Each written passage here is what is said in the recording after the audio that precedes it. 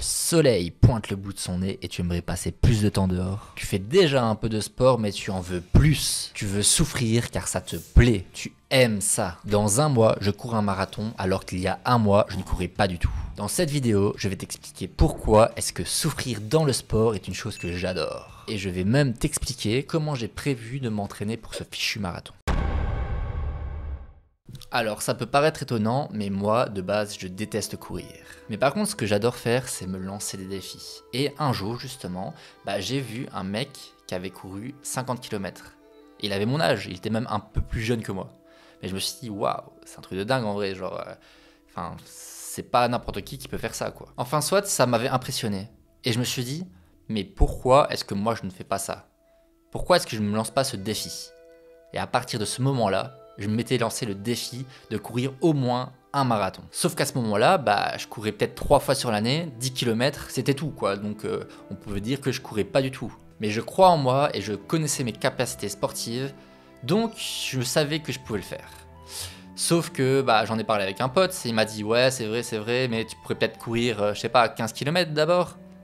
Du coup, c'est ce que j'ai fait. La semaine d'après avoir parlé avec cet ami, j'ai couru 16 km je pense, ou 17, enfin qu'importe. Et à ce moment-là, quand j'ai couru ces 17 km, j'ai compris que je saurais faire ce marathon.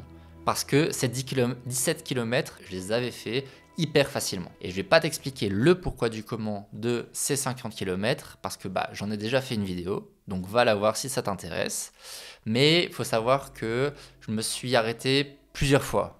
Et là, ce que j'aimerais bien faire, c'est de courir un marathon en une fois. Sans m'arrêter, sans marcher une seule seconde. Et on y reviendra plus tard sur comment je vais m'y prendre, mais je vais d'abord t'expliquer les raisons de pourquoi est-ce que je fais ça. Il s'avère qu'il y a un peu moins d'un mois, j'ai commencé à stresser beaucoup. Et je sais que le sport, ça aide pour déstresser, pour se détendre.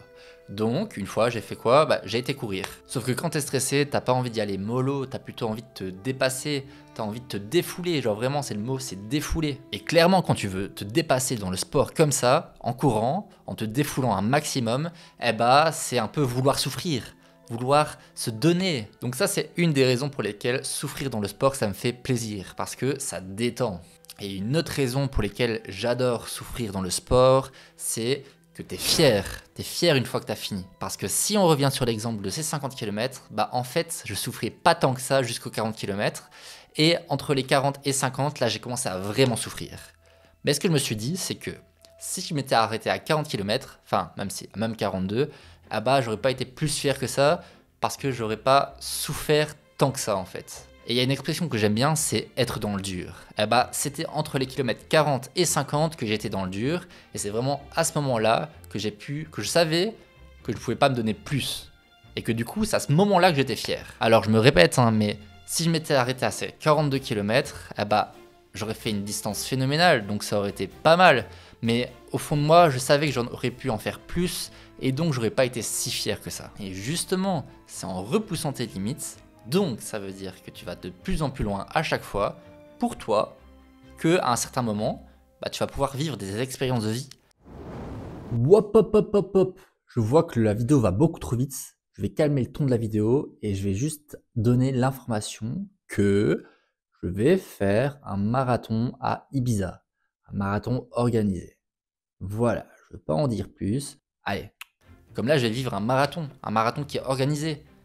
On vit pas tous les jours un marathon organisé quand même quoi. Bon après je t'avoue, une autre raison pour laquelle je veux vraiment faire ce marathon, c'est que de base, là je suis arrivé en Espagne et je m'étais dit, ok Bastien, t'arrives en Espagne, tu restes à peu près 6 mois, tu fais un combat de boxe. Parce que ça fait longtemps que je veux en faire un, mais je suis encore débutant, du coup voilà. Mais je me suis dit, là, je commence à avoir un bon niveau, il y a moyen que tu en fasses un. Sauf que j'ai pas trouvé de club de kickboxing pas loin de chez moi. J'ai trouvé un club de boxe anglaise, mais c'est pas la même chose. Donc j'ai décidé de pas faire ce match de boxe. Parce que je veux vraiment faire ce premier match en kickboxing. Et donc, puisque je pouvais pas faire ce combat de boxe, d'ailleurs depuis tantôt je dis match alors qu'on dit combat, je sais pas pourquoi je dis ça, ça m'a amené de la frustration. Parce que je ne réalisais pas de défi alors que j'étais en Espagne. Et donc j'ai cherché après un autre défi, et pourquoi pas un marathon. Un marathon ça me semble être un défi approprié. Et donc, comment est-ce que je vais m'y prendre ? Faut savoir que ça fait à peu près 2 semaines que j'ai commencé à courir. Et au début, c'était compliqué parce que je courais 15 minutes et puis ça m'embêtait. Du coup, j'ai fait 15 minutes la première fois, 30 minutes la deuxième fois, puis 3 jours après, j'ai fait 45 minutes. Et à chaque fois, les 15 dernières minutes, elles sont un peu plus difficiles. Donc ça m'a déjà fait une paire d'entraînement. Jusque là, il y a quelques jours, j'ai couru 1h30. Et franchement, c'est passé plutôt rapidement, hein. Après, j'avoue que les 30 dernières minutes, j'ai accéléré, alors que normalement, j'étais en endurance fondamentale. Mais faut pas m'en vouloir aussi, c'est parce que mon casque avait plus de batterie, donc je pouvais pas écouter de la musique ni des podcasts. Et donc, comme je viens de le dire, la plupart de mes entraînements, en fait quasiment tous, ça va être de l'endurance fondamentale. Et c'est quoi l'endurance fondamentale? C'est quand tu cours à une vitesse suffisamment basse. Suffisamment basse, ça veut dire quoi? Ça veut dire que tu es capable de parler avec quelqu'un sans que tu aies ton couple qui est soufflé. Qui est ton... Oui, ton couple qui est soufflé. Non, Bastien, c'est ton souffle qui est coupé.